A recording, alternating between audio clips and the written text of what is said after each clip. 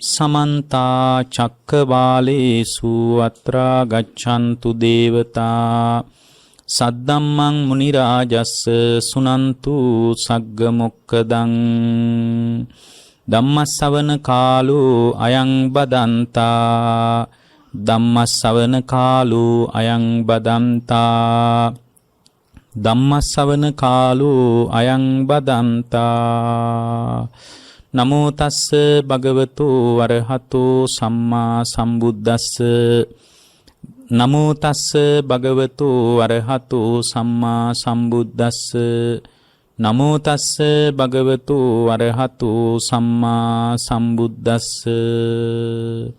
ඒ අපගේ ශාස්ත්‍රු සම්මා සම්බුදුරජාණන් වහන්සේට අපගේ නමස්කාරය වේවා. පින්වත්නි, බුදුරජාණන් වහන්සේ වදාළ ධර්මය අපි ටිකෙන් ටික එක පාරටම නෙමෙයි ටිකෙන් ටික ජීවිතයට එකතු කරගන්න ඕන. ඒක ගොඩාක් අමාරු නෑ. එක පාරම ගැඹුරට යන්න ගියොත් ඒක අමාරුයි. මොකද සමහර මිනිස්සු ඉන්නවා ධර්මයේ දියුණු කරන්න කියලා එක පාරටම එනවා. කවදාවත් නැති උනන්දුවකින් එනවා. හැබැයි ආවට වඩා ඉක්මනට යට යනවා. හරියට වතුරේ යට ඉන්න බැරි මිනිහෙක් එකපාර වතුරේ උඩට එනවා වගේ. එයාට උඩ ඉන්න කුසලතාවයකුත් නැහැ. එකපාරම එයා ඒ ශිල්පේ දන්නේ නැහැ. දන්නේ නැති නිසා ආයෙ යට යනවා වගේ. සමහර අය ධර්මයට එනවා ආවට වඩා ඉක්මනට ඒ අය යට යනවා. ආවට වඩා ඉක්මනට ඒ අයගේ ජීවිත පහළට වැටෙනවා. එතකොට අපට තේරෙනවා අපට දැනෙනවා මේ බුදුරජාණන් වහන්සේ වදාළ පණිවිඩය භාග්‍යවතුන් වහන්සේ වදාළ දේශනාව එහෙම එකපාරටම ගැඹුරට යන එකක් නෙමෙයි. හරියට මේ ධර්මයේ හැඩය මහ මුහුද වගේ. අනුපුබ්බ කිරියා අනුපුබ්බ සික්ඛා අනුපුබ්බ කිරියා අනුපුබ්බ පටිපදා. ප්‍රතිපදාව එකපාරම නෑ. අනුපූර්ව වශයෙන් තමයි තියෙන්නේ. ඒ කියන්නේ එකපාරම භාවනා කරනවා කියලා එකකුත් නෑ. සීලයෙන් පුලින් උදව්ව හදාගෙන ඊට පස්සේ සමාධියෙන් උදව්ව හදාගෙන ප්‍රඥාව කරා යන බොහොම ලස්සන වැඩපිළිවෙලක් තමයි බුදුරජාණන් වහන්සේ අපට පැහැදිලි කරලා දේශනා කොට වදාළේ. එතකොට මේ පැහැදිලි කිරීම අතර බුද්ධ ශ්‍රාවකීගේ කෘත්‍ය මොකක්ද? ඒ කියන්නේ බෞද්ධයෙක් විදියට මොකක්ද Tamanගේ නියෝජනය? දැන් බුදුරජාණන් වහන්සේම වදාලා මහණෙනි මේ අවබෝධය කියන එක තමන් හදා ගන්න ඕන එකක්. ඒක මහණෙනි මටවත් හදලා දෙන්න බෑ. ඒක ඔබලා විසින් කරගන්න ඕන තත්වයක්. එතකොට මේ ඔබලා විසින් කරගන්න ඕන මේ ආධ්‍යාත්මික ප්‍රවේශය මොකක්ද? එක තැනක තියෙනවා පින්වත්නි මේ චන්දන කියලා දිව්‍ය පුත්‍රයෙක් බුදුහාමුදුරුව ළඟට ඇවිල්ලා එයා බුදුහාමුදුරුවන්ට වැඳලා මේ දිව්‍ය පුත්‍රයා එක පැත්තකට ඉඳලා බුදුරජාණන් වහන්සේ ඉදිරියේ ප්‍රශ්නයක් අහනවා. එයා අහනවා දිවා රාත්‍රී උත්සාහයෙන් යුතුව කෝසුදං තරති යෝගං රත්තිං දිවා මතන් දිතෝ. ඒ කියන්නේ දිවා රාත්‍රී දෙකේම රත්තිං දිවා දවලුයි රැයි දෙකේම මේ සසර සැඩපහර තරණය කිරීම ගැන ලෝකේ කතාවක් ඇති වෙලා කොහොමද සංසාරයෙන් ඉක්ම යන්නේ? සාංශාරික සැඩපහර කඩාගෙන කොහොමද මේකෙන් ඈතර වෙන්නේ කියලා ලෝකේ කතාවක් ඇති වෙලා දිවා රාත්‍රී දෙකම ඒ වෙනුවෙන් මිනිස්සු ලෑස්ති වෙන පාටක් තියෙනවා. ඒ කියන්නේ බුදු කෙනෙකුගේ යුගයේ මහා ඥානවන්ත මිනිස්සුනි පහළ වෙන්නේ. මේ දිව්‍ය පුත්‍රයා කියනවා මිනිස්සු අතර ഘോഷාවක් ඇති වෙලා කොලහලයක් ඇති වෙලා කතාබහක් ඇති වෙලා මොකක් ගැනද? දිවා රාත්‍රී දෙකේම මේ සාංශාරික සැඩපහර කඩාගෙන කොහොමද ඉස්සරහට යන්නේ කියලා. මට දැනගන්න ඕන නිදුකානන් වහන්සේ අප්පතිට්ටේ අනාලම්බේ කෝ ගම්බීරේන සීදති. ඒ කියන්නේ අහනවා මේ ගැඹුරු සැඩපහරේ ගිලෙන්නේ නැතුව ඒක කපාගෙන ඉස්සරහට යන්නේ කොහොමද? දැන් මේක සැඩපහර කියන්නේ නිකන් වතුර පාරක් වගේ එකක් නෙමෙයිනේ. සංසාරයේ සැඩපහරක්. නිකන් වතුර පාරක නම් කොහොම හරි හිමීට එහා පැත්තට යන්න පුළුවන්. එතකොට ඕගය කියලා කියන්නේ මෙතන එකයි කිව්වේ කෝසුදා තරති යෝගං. ඕගය කියලා කියන්නේ සැඩපහරට. එතකොට මේ සැඩපහර කියන්නේ වතුර පාරක් නෙමෙයි. එක පාර වේගෙන් එන වතුර පහරක්. නිකන් ඇලක් වගේ එකක් නෙමෙයි. ඒ කියන්නේ සංසාරේ උපමා කළේ සැඩපහරට ඕගයකට. එතකොට මේ ඕගයට අහුවෙලා අපි ඉන්නේ මොනවද? කාමෝගය, භවෝගය, ditthියෝගය, අවිජ්ජාෝගය කියලා ඕග හතරක් තියෙනවා. ඒකෙන් නිදහස් වුණාම තමයි නිවනට හිතපත් වෙන්නේ. ඒකට නිදහස් වෙන්න බුදුහාමුදුරු වැඩපිළිවෙලක් කියලා තියෙනවා. අපිට ඒ කියන්නේ ඔබේ ඇතුළ වෙනස් කරගන්න ඕන විදිය කියලා තියෙනවා. ඒක වෙනස් කරන්න අපිට බෑ. එළිය කෙනෙකුට ඔබව වෙනස් කරන්න බෑ.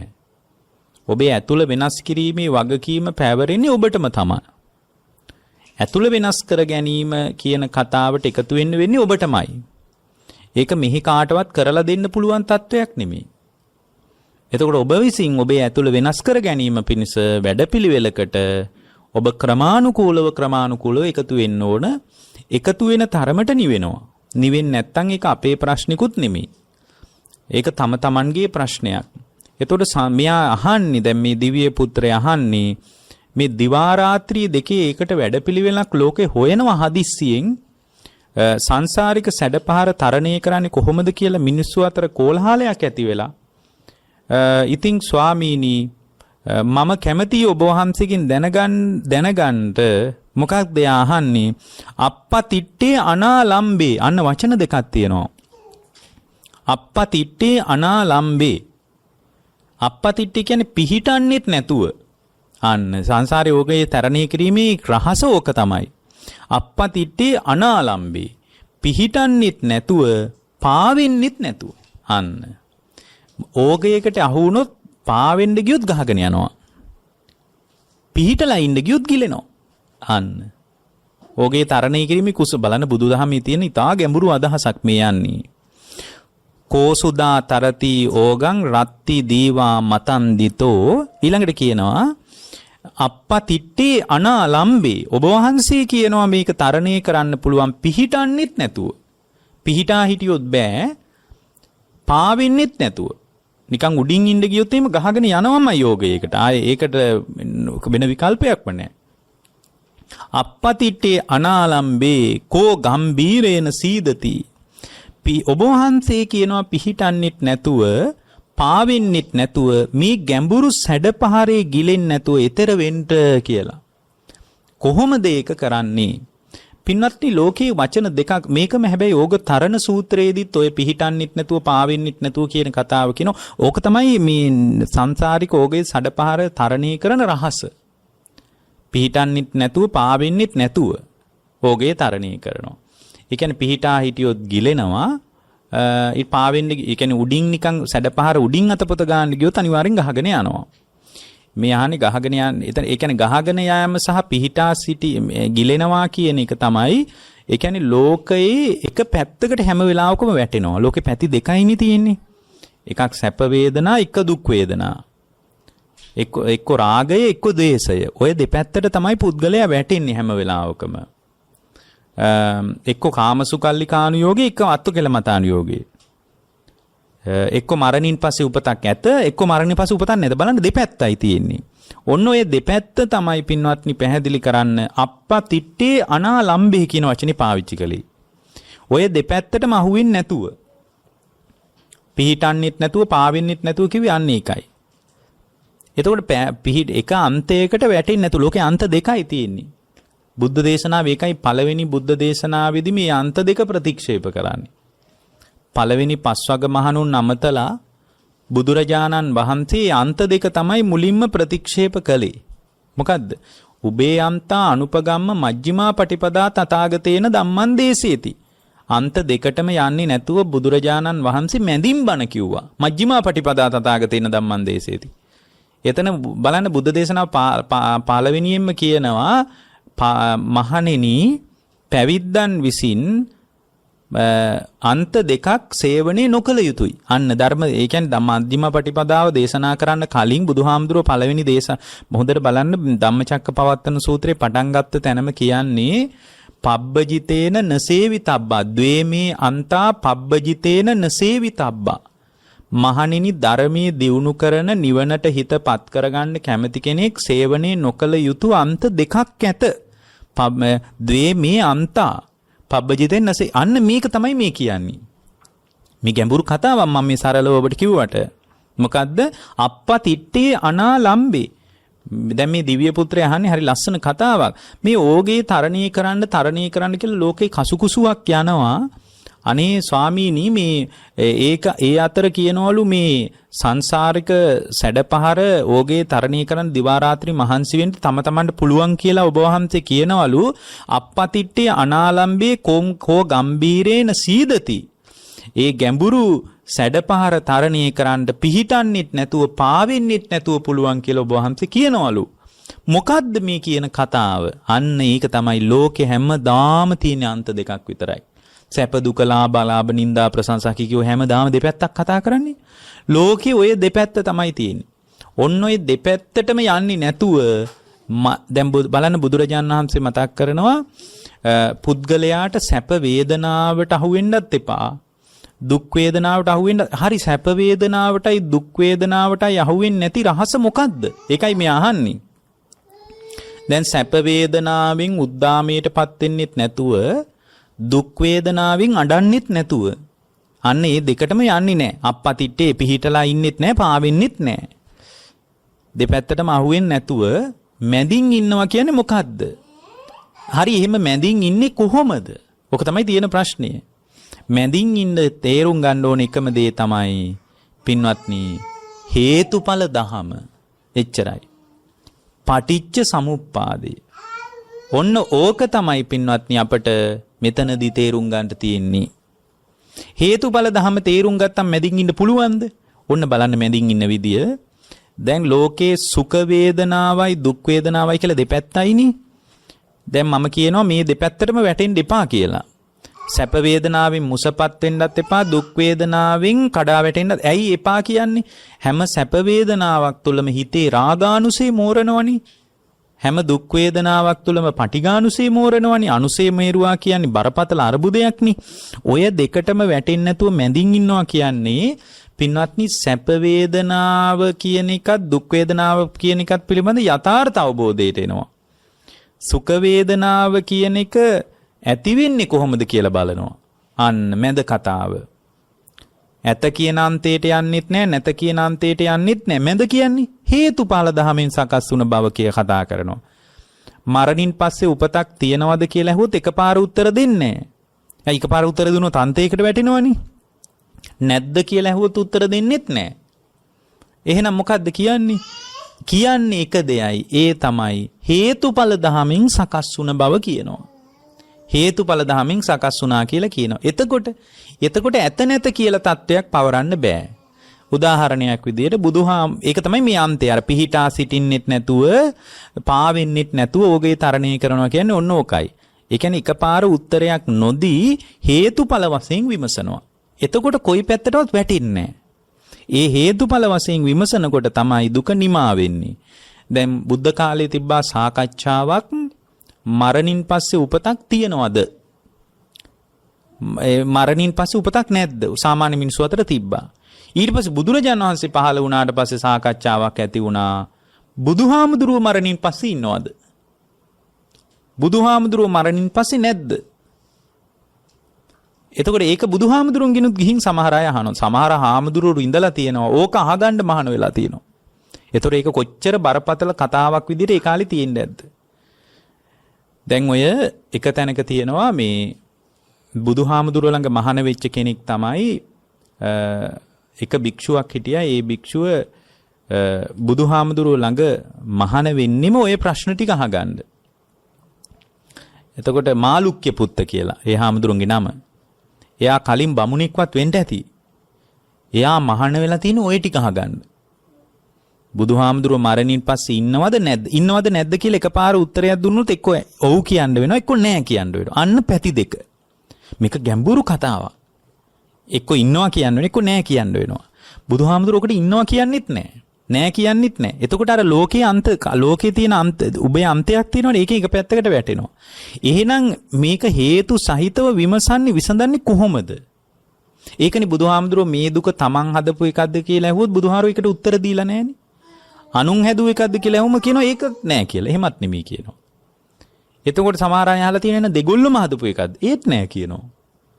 එතකොට සමහර අය අහලා තියෙනවා ඉබේ හටගත් එකක්ද? ඒත් නෑ කියනවා. අන්තිමටම ඔය අහපු මිනිස්සු අහලා තියෙනවා තමුන්නාංශ දුක ගැන දන්නේ නැද්ද කියලා අන්තිමටම. එතකොට තමයි බුදුහාරු කියන්නේ නෑ දුක ගැන දන්නවා. එහෙනම් දන්න එකවත් අපිට කියන්න. එතකොට උන්වහන්සේ කියනවා තමන් හැදුවා කියලා එකපාර කියන්න බෑ කියනවා. එතකොට තමන් අත්තිකිලමතාන යෝගයටයි බහින්නේ කියනවා. ඇයි මම හදාගෙන තියෙන්නේ මං කොහොම හරි දුක් විඳලා හරි අවබෝධය කරා අන්න එහෙම එනවා කියනවා. අනුන් හැදුවා කියන අන්තයට යන්නෙත් නෑ කියනවා. ඇයි? එතකොට කාමසුකල්ලිකාන යෝගයට වැටෙන්නේ කියනවා. ඇයි? වෙන කෙනෙක්නේ හදලා තියෙන්නේ. ඉතින් මම මොනවා කරන්නද? දැන් ලෝකේ ඒකනේ කියන්නේ. දෙවියන් වහන්සේ තමයි දුක හදලා තියෙන්නේ. ඉතින් මට කරන්න දෙයක් නෑ. දෙවියන් වහන්සේට කියලා මම මගේ වැඩක් බලාන තියෙන දෙයක් කාලා වෙන දෙයක් බලාන ඉන්නවා. අන්න එහෙමනේ කියන්නේ ලෝකේ. බලන්න එක අන්තයකට වැටුණාට පස්සේ එයා හිමීට ඇඟ බේර ගන්නවා. එයා තමන්ගේ කෘත්‍යයත් එක්ක එකතු වෙන්නේ නැහැ.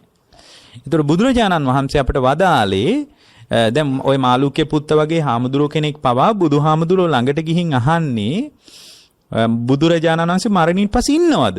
අන්න එකපාර කටින් උත්තරයක් ගන්න හදනවා. උන්වහන්සේ ඒකට උත්තර දෙන්නේ නැද්ද? ඉන්නෙත් නැද්ද නැත්තේත් නැද්ද එහෙමනම්? අන්න ඊට පස්සේ ඔයාට උත්තර දෙන්නේ ඒවට ඒවට උත්තර දුන්නොත් අර බුදුදහමේ පදනම බින්දෙනවා. බුද්ධ දේශනාවේ පදනම පටිච්ච සමුප්පාදය. එතකොට යා කියලා තියෙනවා මට එනකොට ඔබ වහන්සේට පැහැදීමක් තිබ්බා. මෙහෙට එනකොට මං හරි පැහැදීමෙන් ආවි. දැන් ඔබ වහන්සේක් ඇවිල්ලා දැන් කතා කරලා ඉවරුනාම දැන් මට තිබ්බ පැහැදීමක් නැහැ. දැන් කලින් මට මෙහෙට එනකොට ඔබ වහන්සේ ගැන යම් පැහැදීමක් තිබුණා. එතකොට මේ කලින් තිබ්බ පැහැදීම දැන් මට නැහැ. කලින් තිබ්බ පැහැදීම දැන් නැති වුණා. ඒ නිසා මම තීරණය කළා ස්වාමීනි ඔබ වහන්සේගේ ජීවිතේ ඔබ වහන්සේ පැහැදිලි කරන පැවිදි වැඩපිළිවෙල තුල ඉන්නේ නැතුව අයින් වෙන්න මං තීරණය කළා. එතකොට බුදුරජාණන් වහන්සේ කිව්වා "ආනේ එහෙම කරන්න එපා. ඔයා මහානකමේ ඉන්න මං ඔකට හිමීට උත්තර දෙන්නම්" කියලා කිව්වේ නැහැ. බුදුහාමුදුරුව මතක් කළා මාළුක්‍ය පුත්ත ඔයා මහාන වෙනකොට මම කවදාවත් ඔයාට කිව්වද ඔයා මහාන වෙන්න මම මහාන වුණාම ඔයාට උත්තර දෙන්නම් කියලා කිව්වද කියලා අහනවා. නෑ කියනවා. ඒ වගේම මාළුක්‍ය පුත්ත ඔයා මට පොරොන්දු වුණාද මේ ස්වාමීනි මම මහාන වෙන්නම්. හැබැයි ඔබ වහන්සේ අරකට උත්තර දෙනවනම් මහාන වෙච්ච දවසේ මාළුක්‍ය පුත්ත ඔයා මාව පොරොන්දු කරගත්තද කියලා ඇහුවා. නෑ කිව්වා. එහෙනම් දැන් මොකද්ද මේ කියන්නේ කියලා අහනවා. එතකොට ඒ ස්වාමීන් වහන්සේ අඩියක් දෙකක් එළියටත් ගිහින් ආයෙත් හැරිලා බුද්ධිමත් කෙනෙක් ආයෙත් හැරිලා අහලා තිනවා හරි මම අහන එකට උත්තර දෙන්නේ නැත්නම් ඔබ වහන්සේ මොකද්ද කියන්නේ? එතකොට උන්වහන්සේ කියනවා එහෙනම් ඒක අහගන්න වාඩි වෙන්න කියනවා. එකපාරේ ඒකට උත්තරයක් දෙන්න බෑ කියනවා.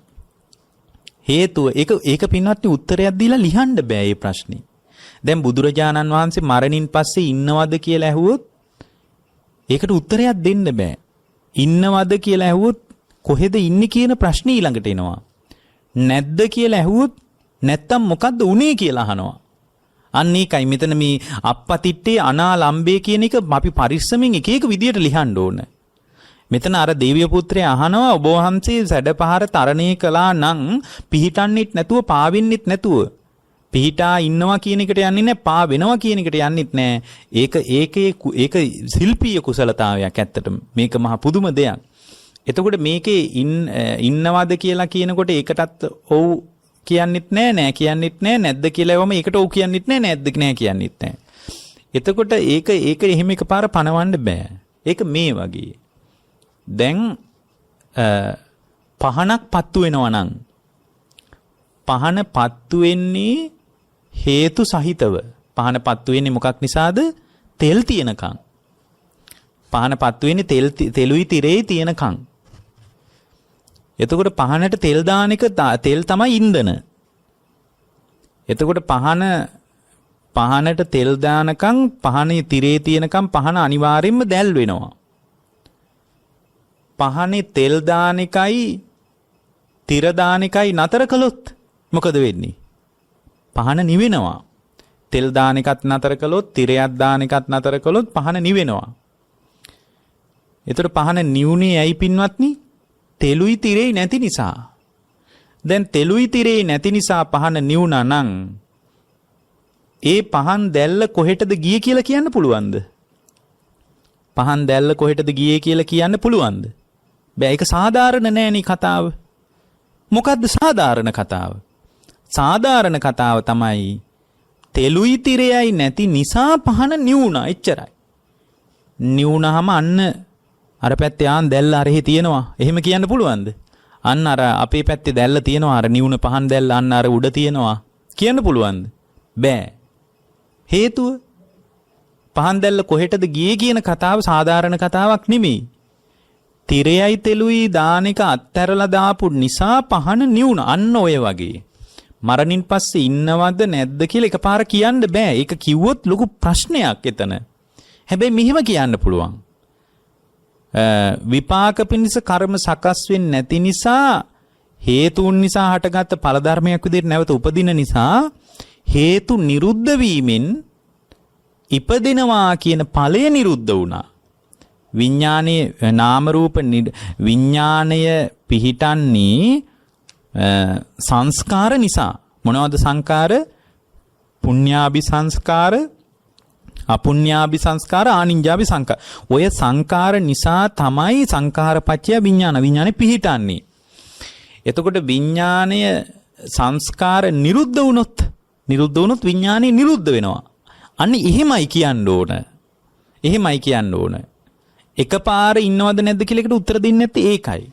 අන්න ඔය වගේ. එතකොට මේ වගේ අර මේක ඒකයි එකපාර මේකට උත්තරයක් දෙන්නේ නැත්තේ. දැන් මෙතන මේ කතාවයි ඒ කතාවයි අතර පොඩි වෙනසකුත් තියෙනවා. දැන් මෙයා අහන්නේ ඔබ වහන්සේ කොහොමද ඕගය තරණය කළේ? ඇත්තටම මේ ජීවිතේ එක කරගන්න පුළුවන් අපිට. මේ ජීවිතේ ස්ථීරව එක කරගන්න පුළුවන්. එතකොට බුදුරජාණන් වහන්සේ ලබා දුන්න උත්තරේ මොකද්ද මේකට? පිහිටන්නෙත් නැතුව අප්පතිට්ටේ අනාලම්බේ පිහිටන්නෙත් නැතුව පාවෙන්නෙත් නැතුව කොහොමද ඕගය තරණය කළේ? එතකොට බුදුරජාණන් වහන්සේ ඕගය තරණය කළ හේතුඵල දහමින් ඇත නැත කියන අන්තයට වැටෙන්නේ නැතුව හේතුන් නිසා හටගත්ත ඵල ධර්ම තියෙනවා. හේතු නිරුද්ධ වීමෙන් ඵලය නිරුද්ධ වෙනවා. හේතු වෙනස් කරගෙන යන්නයි තියෙන්නේ. එතකොට ඵලය වෙනස් වෙවි ගිහින් ජරා මරණ දුක උපදින යම් හේතුවක් තියෙනවා නම් දුරම හේතුව අවිද්‍යාවයි තණ්හාවයි. ජරා මරණ දුකට ආසන්නතම හේතුව ඉපදීම. ජාතිපච්චය ජරා මරණං කියලායි කියන්නේ. එතකොට ජරා මරණ දුකට ආසන්නතම හේතුව ඉපදීම. දුරම හේතුව අවිද්‍යාව නිසා තමයි එහෙමනම් මේ ජරා මරණ විඳවීම ඇති වෙන්නේ. ළඟම හේතුව ඉපදීම. උපදින්නේ කර්ම හැදිච්ච නිසා. කර්ම කෙරුණාම උපදින්න වෙනවා. කර්ම හැදෙන්නේ Taman තුල උපාදානයේ තියෙනකන් විතරයි. හිත බැඳෙන තාක්කල් බැඳිච්ච තැන්වල තමයි අපට සිතෙන් කයෙන් වචනෙන් කර්ම කරන්න වෙලා තියෙන්නේ. එතකොට බැඳිච්ච තැන්වල කර්ම කෙරෙනවා නම් බැඳින්නේ අපි තුල හිතේ පවතින තණ්හාව නිසා. තණ්හාව තියෙන තාක්කල් අපිට බැඳෙන්න වෙනවා. තණ්හාව ඇති වෙන්නේ පින්වත්නි ඒ තැන්වල වේදනාව විඳින්න යන එක නිසා. ওই විදිහට ඔහොම හොයාගෙන පිටිපස්සටම ගියාම හම්බෙනවා අවිද්‍යාව කියලා එකන්නේ. අවිද්‍යා පත්‍ය සංඛාරා කියලා. අවිද්‍යාව නිසායි මේක වෙන්නේ කියලා. ඔන්න ඔය විදිහට හේතු වෙනස් කරගෙන ගියොත් ජරා මරණ දුක වෙනස් වෙනවා. ඉන්නවද නැද්ද කියලා එකපාර කතා කරන්න බෑ.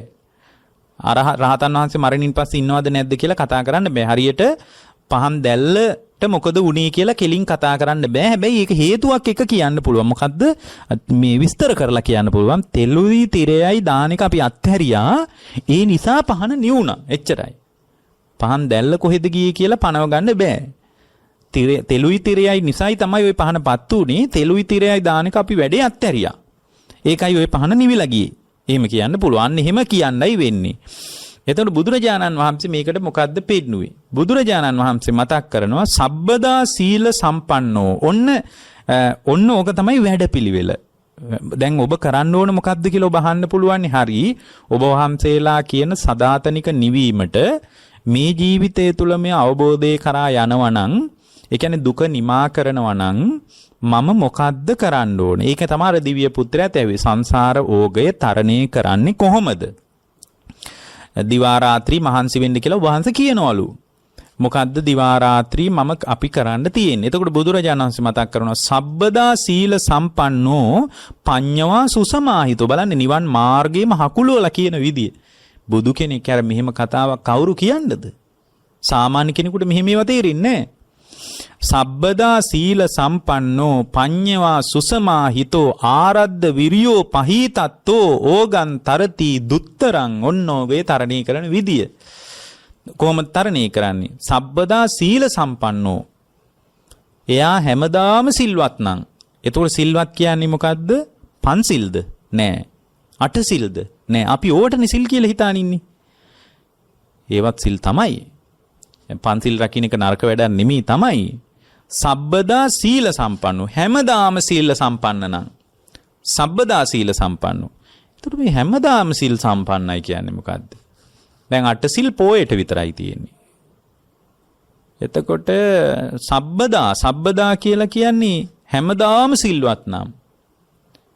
හැමදාම සීලය ස්ථාවර වෙන්නේ කොහොමද? අන්න ඒක අපි හොයාගන්න වෙනවා.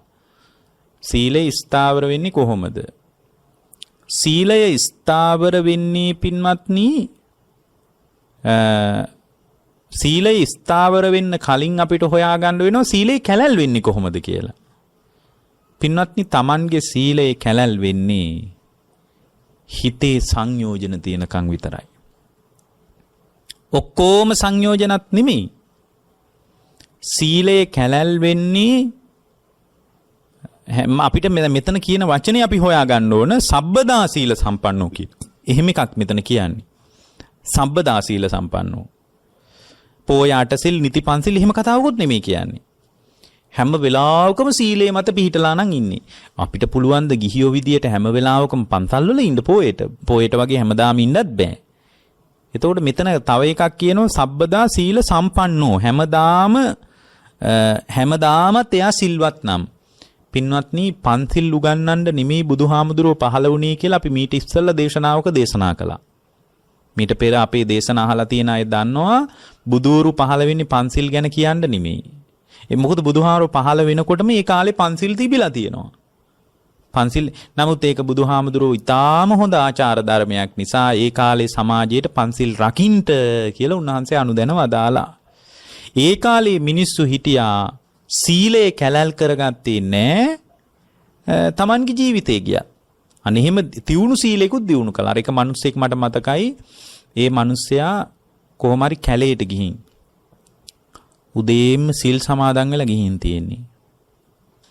සිල් සමාදන් වෙලා ගිහින් මම හිතන්නේ මේ දරට දුකෙද ගිහින් තියෙන්නේ. ඉතින් මේ මිනිස්සයා එක ගහක් මුල නිකන් කාන්සිය මාන්සිය මකා ගන්නට හිමීට හාන්සි වෙලා ඉන්නකොට මේ මිනිස්සයා පිඹුරෙක් වෙලා ගත්තා. කැලෑවින ආය කවුරුවත් කතා කරන්නවත් නැහැ. හිමීට පොඩ්ඩක් ඇස් දෙක පිය වුණා මහන්සියට. ඒ වෙලාවේ පිඹුරෙක් මේ මිනිස්සයා වෙලා ගත්තා. මේ ඉතින් එහෙම වෙන්න පුළුවන්. පිඹුරෙක් වෙලා ගත්තා. පිඹුරා වෙලා ගත්තට පස්සේ දැන් මේ ඇඟ තද වෙනවනේ. ඇඟ තද වෙනකොට එකපාරම බැලුවා මොකද්ද මේ වුනේ කියලා.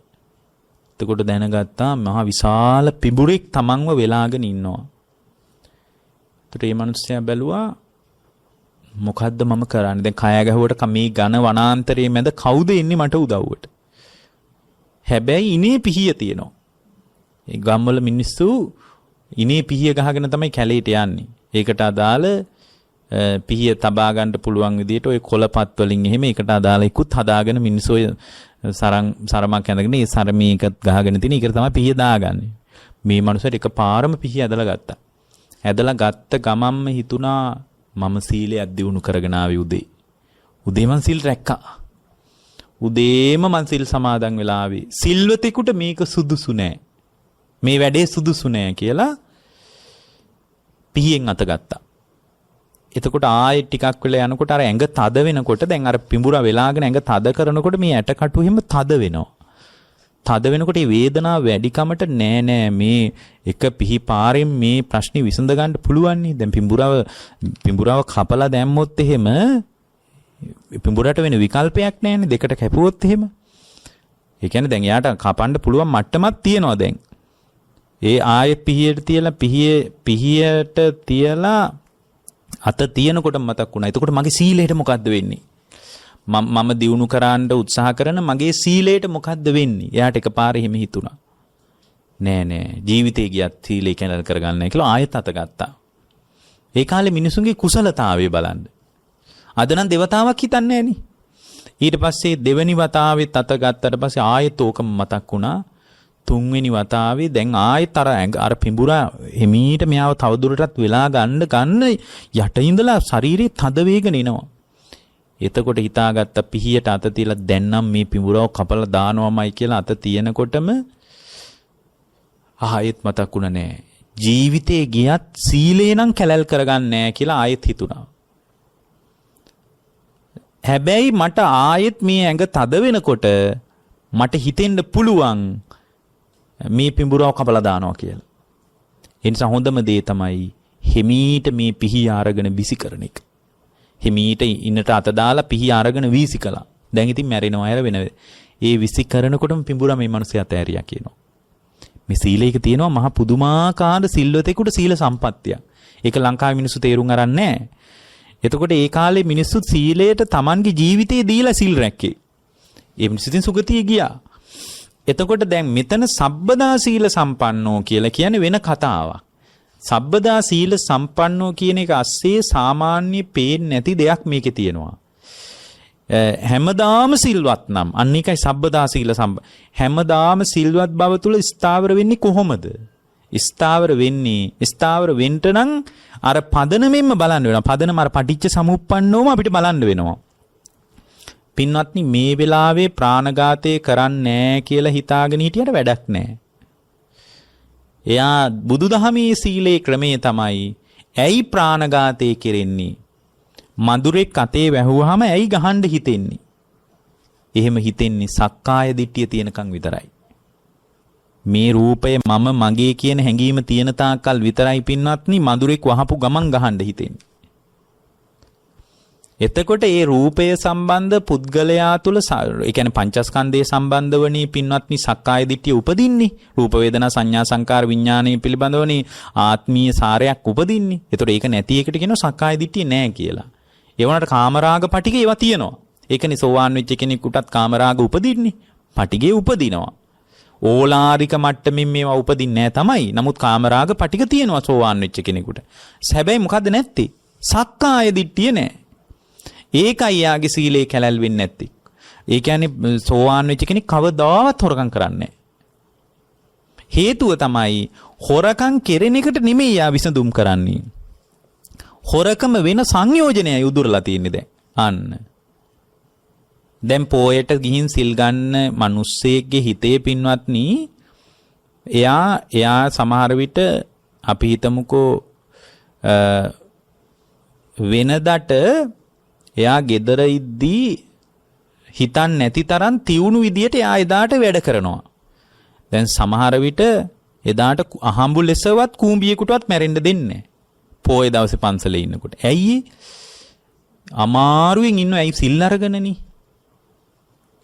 නමුත් පින්වත්නි gedaraවට පස්සේ යාතින් සත්තු මැරෙනවා. සත්තු මැරීම ගැන දෙවතාවක් හිතෙන්නේ ඇයි? ස්වභාවයෙන්ම හිත තුල වදක චිත්තේ තියෙනවා. එතකොට ස්වභාවයෙන්ම හිත තුල ඒ ස්වභාවය පවතිනවා. ඒ ස්වභාවය අයින් කරන්නේ නැතුව ඒ මොහොතට විකල්ප කරාට හරියන්නේ නැහැ. අර ස්වභාවයයි අපි උදුරලා දාන්න ඕනේ. ඒ ස්වභාවය අයින් කරාට පස්සේ අමුතුවෙන් සීලයක් ගැන හිතන්න දෙයක් නැහැ. ඒ ස්වභාවය නැති නිසා ක්‍රියාත්මක වීම සිද්ධ වෙන්නේ නැහැ. අපි දැන් සීලයකින් කරන්නේ ක්‍රියාත්මක වීමට විකල්ප කරනවා.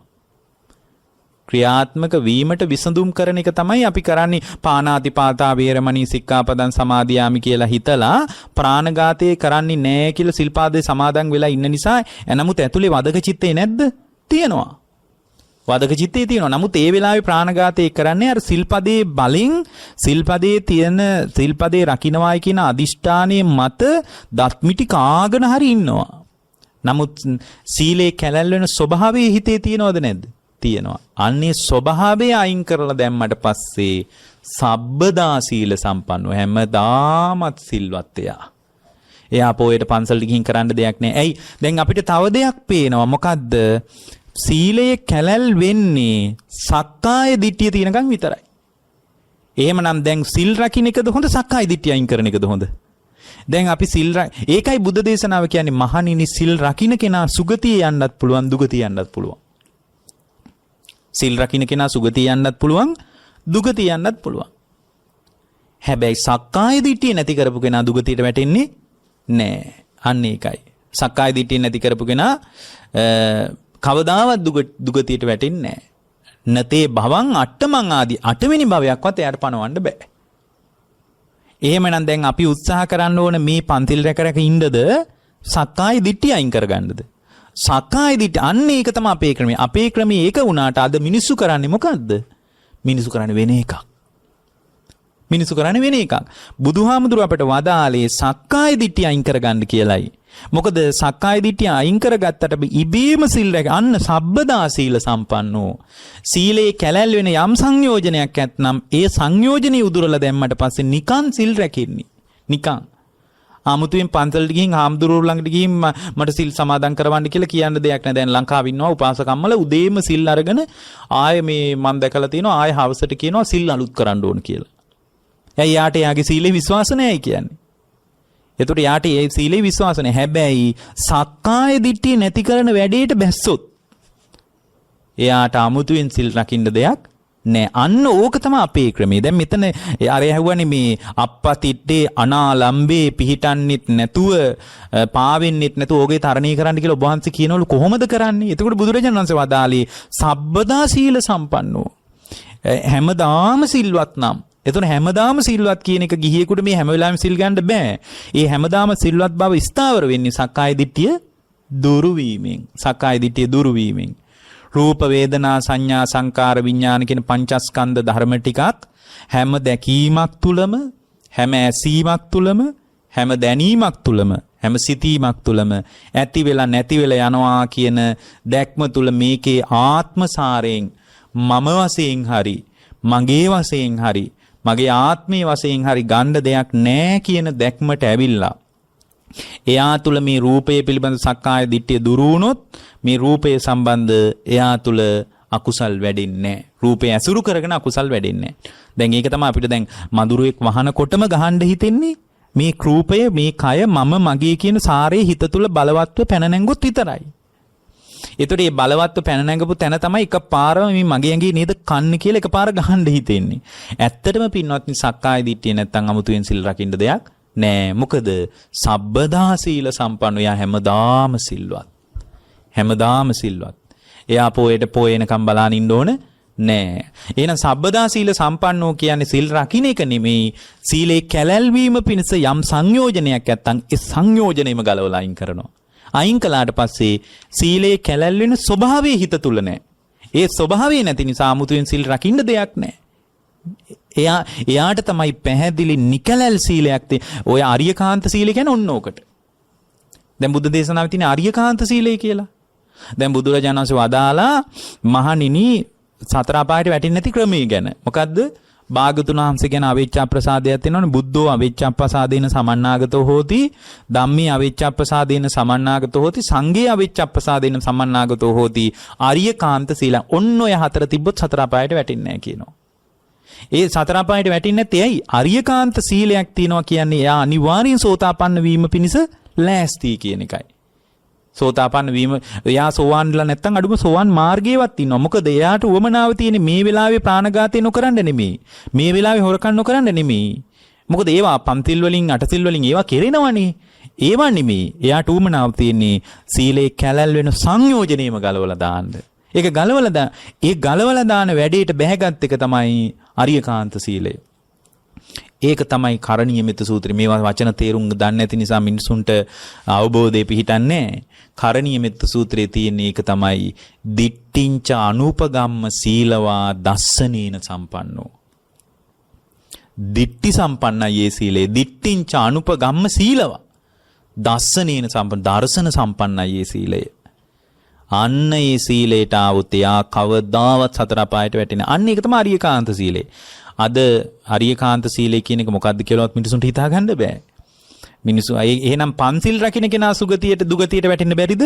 පුළුවන්. අටසිල් රකින්න කෙනා දුගතියට වැටෙන්න බැරිද? පුළුවන්. ආර්යකාන්ත සීලයක් තියෙන කෙනා දුගතියට වැටෙන්න පුළුවන්ද? බෑ. ඒක තමයි බුදුරජාණන් සවතක් කළේ. පන්සිල් බුද්ධ කාලේ තිබ්බා. ಭಾರತೀಯ සමාජයේ පන්සිල් ගැන කතාවක් තිබ්බා. එහෙනම් මෙතන අපි පරිස්සමින් ලියන්න ඕන සබ්බදා සීල සම්පන්නව හැමදාම යා සිල්වත් නම්. එහෙනම් අර එයා සීලේ කැලැල්වීම පිණිස සංයෝජන උදුරලා දාන වැඩේට බැහැලා. ඒකයි සිල්වත් බව කියන්නේ. පඤ්ඤවා සුසමාහිතෝ අන්න දෙවෙනි එක කියනවා ප්‍රඥාවන්ත නම්. මොකද්ද මේ ප්‍රඥාව කියන්නේ?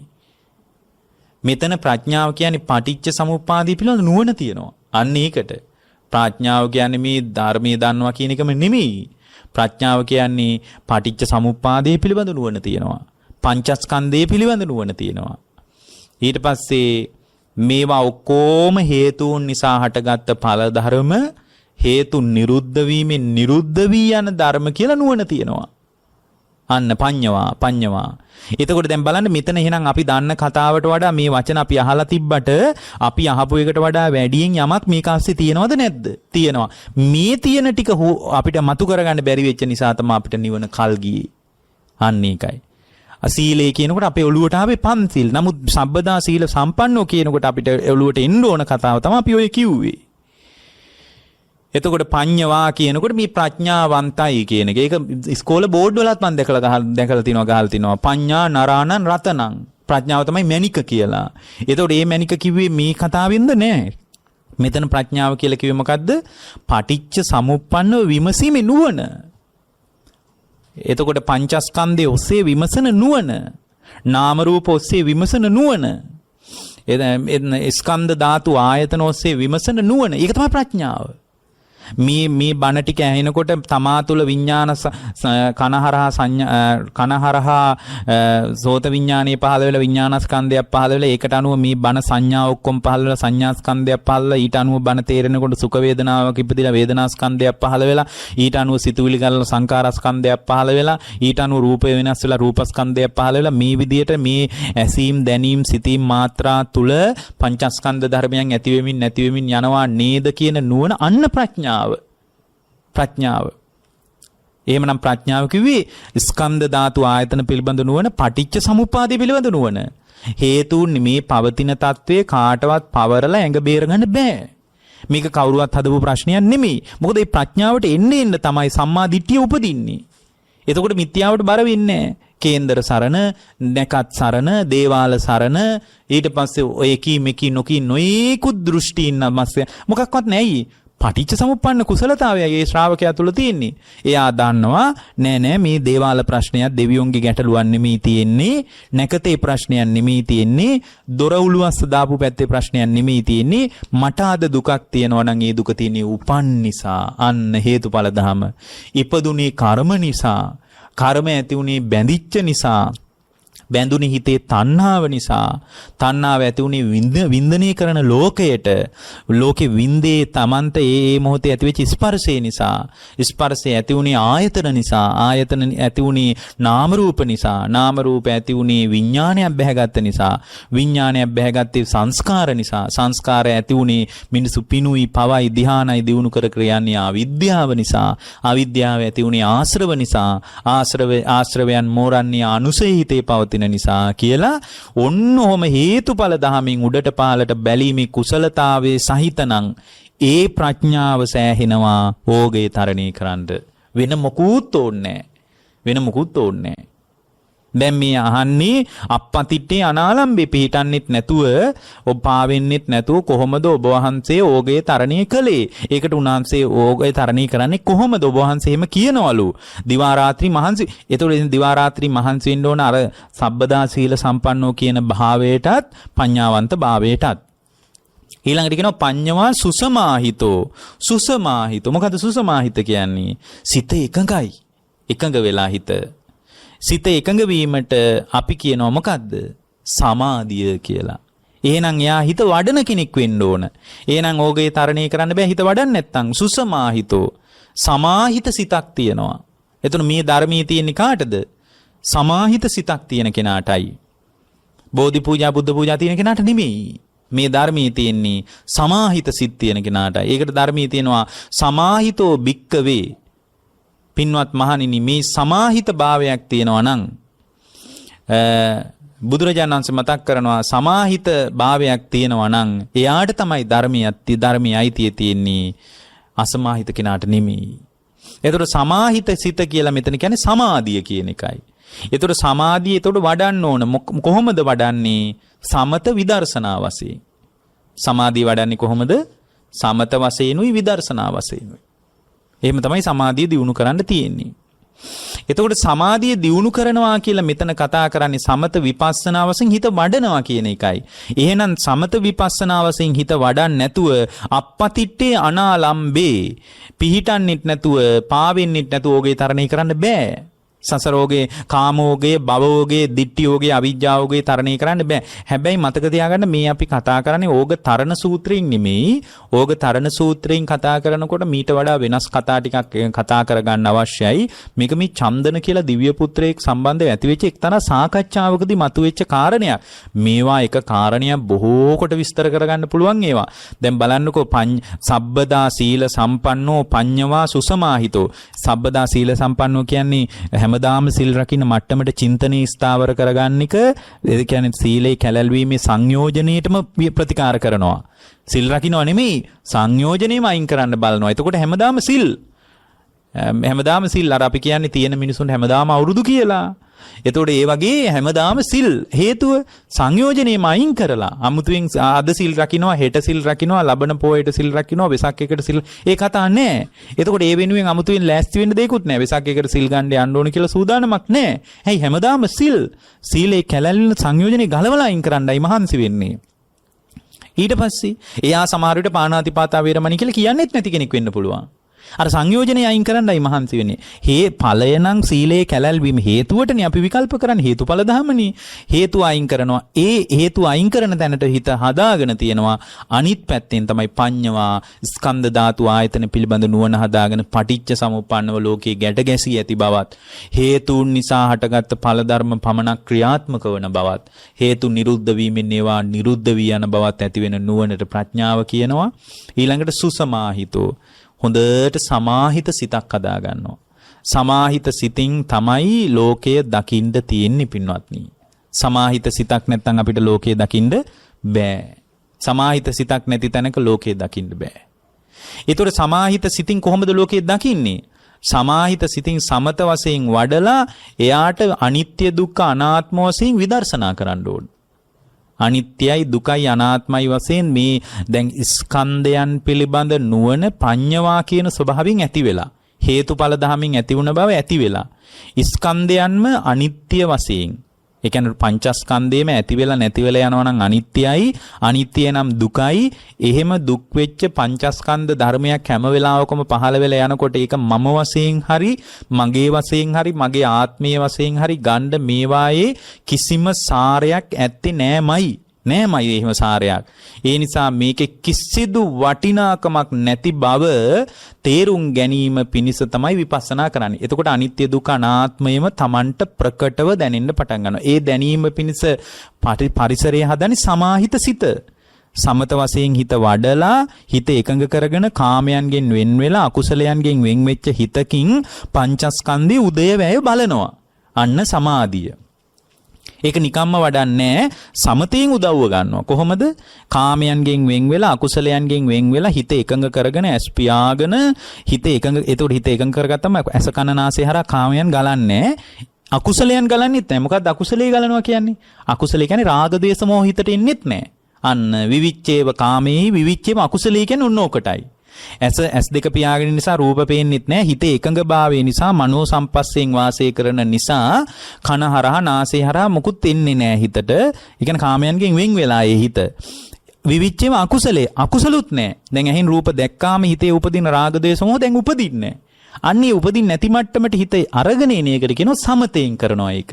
ඊට පස්සේ කාමයන්ගෙන් වෙන් වෙච්ච අකුසලයන්ගෙන් වෙන් වෙච්ච හිතකින් අනිත්‍ය දුක්ඛ අනාත්ම වශයෙන් පංචස්කන්ධය බලනවා. අන්න විදර්ශනාව. ඔන්නෝකට කියනවා සුසමාහිතෝ. ඔය ටික කරනවා නම් ආරද්ධ විරියෝ පහී තත්තෝ ඇරඹූ වීරිය තියාගන්නවා. අන්න ඒ ඔය වැඩපිළිවෙල තුල කඩා වැටෙන්න දෙන්නේ. සීලය හැමදාම සීලේ රැකීම පිණිස සංයෝජනය අයින් කරන වැඩපිළිවෙලටත් ප්‍රඥාවටත් අර සමත විපස්සනා වශයෙන් හිත ඕවා පිරිහෙන්න පුළුවන් ආරද්ධ විරිය නැති වුණොත්. දරුවන්ගේ වැඩ, බිරිඳගේ වැඩ, ස්වාමියාගේ වැඩ කිය මෙහි වැඩ ටික කරනකොට ඇරඹූ වීරිය යට ගිහින් අර ප්‍රශස්ත චින්තනයේ කඩා වැටෙන්න පුළුවන්. ඒ මොනවා තිබ්බත් වැඩක් නැහැ. මොන විදියට ප්‍රඥාව තිබ්බත් වැඩක් නැහැ. ආරද්ධ විරිය නැත්තම් ඇරඹූ ඕක තමයි සම්මා වායාමයි කිව්වේ. දැන් මේ කිව්වේ ආර්ය අෂ්ටාංගික මාර්ගයමයි. මේ කිව්වේ වෙන මොකක්වත් නෙමෙයි. ආර්ය අෂ්ටාංගික ආරද්ධ විරිය කිව්වේ සම්මා වායාමයේ.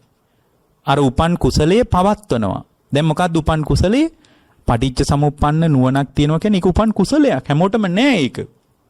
සමත විපස්සනා වශයෙන් පින්වත්නි සුසමාහිත භාවයක් තියෙනවා. ඒක හැමෝටම නෑ. ඒක විශේෂයෙන් ඇතිවෙච්ච තත්වයක්. එතකොට මේ සංයෝජනයේටම ගිහින් සංයෝජනයේටම විකල්ප කරනවා නම් ඒක හැමෝටම ඉපදිලා නෑ. ඒක ස්වල්ප කුසලයක්. සිල් රකින්න මිනිස්සු හැමතැනම ඉන්න පුළුවන්. පන්සිල් ගන්න මිනිස්සු මේ ලංකාවේ හැමතැනම ඉන්නේ.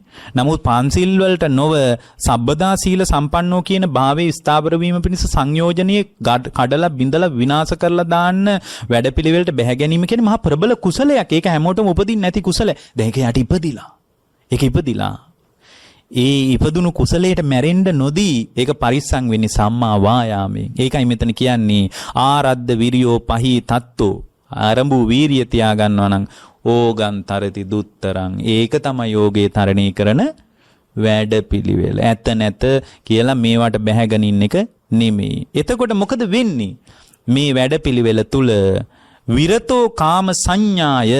එතකොට කාම සංඥාවන්ගෙන් එයාගේ හිත වළකිනවා. කාමයන් ඔස්සේ සාරයක් තියනවා කියලා කාමයන් ඔස්සේම ලුහු බඳින්නේ නැහැ. මොකද හොඳ වැඩිච්ච භාවිතා වෙච්ච හිතක් තියෙන්නේ. ඒකයි විරතෝ කාම සංඥාය රූප සංඥා ජනාති ගෝ. උන්වහන්සේ මතක් කරනවා එතන රූපයට තියෙන බැඳීමක් දැන් නැති වෙලා තියෙන්නේ. ඇයි? දන්නවා මේ ඔක්කොම හේතුන් නිසා හටගත්ත ඵල ධර්ම.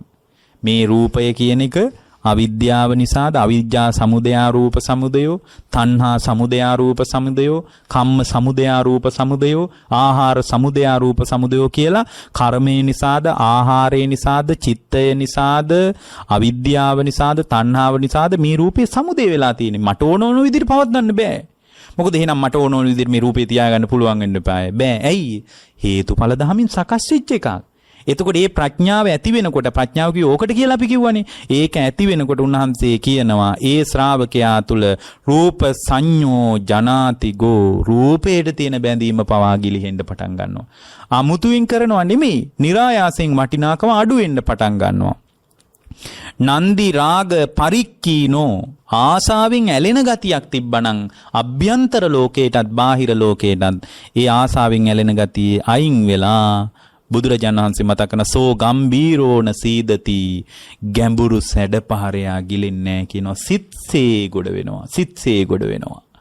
ඒතොර මේ සිත්සේ ගොඩ වෙන ක්‍රමය තමයි ඔය බුදුරජාණන් වහන්සේ අපට වදාළේ. ඉතින් ඕක පුහුණු කරන්න ඕන ඔබ. ඒක අපි කරන්න ඕන එකක් නෙමෙයි. අපිට පුළුවන් පාර කියන්න. ඒතොර මේ වදාළේ වෙන මොකක්වත් නෙමෙයි. මේ ආර්ය අෂ්ටාංගික මාර්ගයේම වෙනත් හැඩයක් මේ තියෙන්නේ. වෙනත් හැඩයක්. මෙතන ප්‍රඥාව කිව්වේ සම්මා දිට්ඨිය ගැන කතාව. එතකොට මෙතන කිව්වේ සබ්බදා සීල සම්පන්නෝ කිව්වේ සම්මා වාචා සම්මා කම්මන්ත සම්මා ආජීවය ගැනයි මේ කිව්වේ. එතකොට මෙතන සුසමාහිතෝ කියලා කිව්වේ පඤ්ඤවා සුසමාහිතෝ කිව්වේ සම්මා සමාධිය සම්මා සතිය. ඊට පස්සේ මෙතන ආරද්ධ විරියෝ පහීතත්තෝ කියලා කිව්වේ සම්මා වායාමේ. බලන්නකෝ ආර්ය අෂ්ටාංග මාර්ගය ගැන වෙනම කතාවක්. තමන්ගේ ඇතුළ වෙනස් කිරීම පිළිබඳව විශාල ගැඹුරු සාකච්ඡාවක්. ඒතර මේ සාකච්ඡාව තුළ එකතු වුණොත් යම් ශ්‍රාවකෙක් එයාට තමන්ගේ ජීවිතය තුළ දුක නිමා කරගෙන ඇත්තටම මේකට ආවොත් අවංකව ධර්මයේ මාර්ගයට ආවොත් පරණ වැරදි කොච්චර තිබ්බත් එයා මෙහෙදි සෝවාන් වෙන එක කාටවත් නවත්තන්න බෑ. බැරි වෙලා හරි සෝවාන් වෙන්න බැරුණොත් එයා ඉන්නේ සෝවාන් මාර්ගේ. සෝවාන් මාර්ගයේ ඉන්න කෙනෙක් කවදාවත් සතර අපායට වැටෙන්නේ නැහැ. හැබැයි සිල් රකින්න කෙනා වැටෙන්න පුළුවන්. බණහන කෙනත් වැටෙන්න පුළුවන්. හැබැයි සංයෝජනේ දුරු කරන්න ඕන කියන අදහසින් මේ වැඩපිළිවෙලට ටිකක් හරි අවතීර්ණ වෙලා නම් එයාට තියෙනවා මහ පුදුම රැකවරණය. එහෙම රැකිච්ච ශ්‍රාවකෙක් වෙන්න. ඒ බඳු රැකිච්ච ශ්‍රාවක භාවයක් පිණිස මේ උතුම් දේශනා උපකාර වේවා කියලා අපි අදිෂ්ඨාන කරනවා. පින්වත්නි අද දේශනාවේ දායකත්වයෙන් කටයුතු කරන්නේ අභාව